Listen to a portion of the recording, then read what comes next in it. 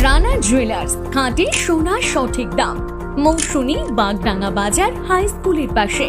Phone নম্বর 9609196868।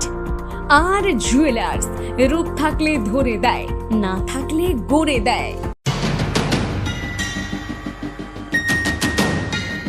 গঙ্গাসাগর মেলার আনুষ্ঠানিক উদ্বোধনের একদিনের মধ্যেই ভোররাতে ভয়াবহ অগ্নিকাণ্ডের ঘটনায় চাঞ্চল্য ছড়ালো সাগরদ্বীপে। শনিবার ভোর আনুমানিক 4টে থেকে 4:30 নাগাদ সাগর মেলার 2 নম্বর রাস্তার ধারে থাকা একাধিক অস্থায়ী ছাউনি আগুনে পুড়ে ছাই হয়ে যায়। এই ঘটনায় পুলিশ, তথ্য ও সংস্কৃতি দপ্তর, বিভিন্ন সংবাদ মাধ্যম এবং বজরং পরিষদের শিবির ব্যাপকভাবে ক্ষতিগ্রস্ত হয়েছে। প্রথমে একটি অস্থায়ী ছাউনিতে আগুন দেখতে পাওয়া যায়। মুহূর্তের মধ্যেই প্লাস্টিক, ত্রিপল ও বাঁশ দিয়ে তৈরি আশপাশের ছাউনিগুলিতে আগুন দেখতে পাওয়া যায়। দাহ্য উপকরণ ব্যবহারের কারণে খুব অল্প সময়েই বিস্তীর্ণ এলাকা জুড়ে লেলিহান শিখা দেখা যায়। খবর পেয়ে দ্রুত ঘটনাস্থলে পৌঁছয় দমকল বাহিনী।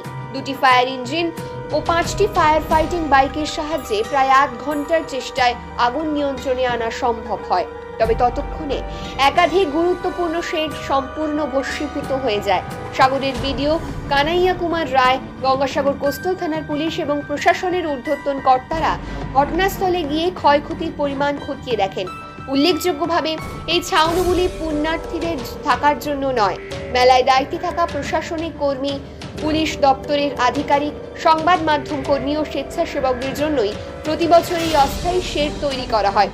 মেলা শুরুর ঠিক পরেই এমন ঘটনায় প্রশাসনের উদ্বেগ স্বাভাবিকভাবেই বেড়েছে।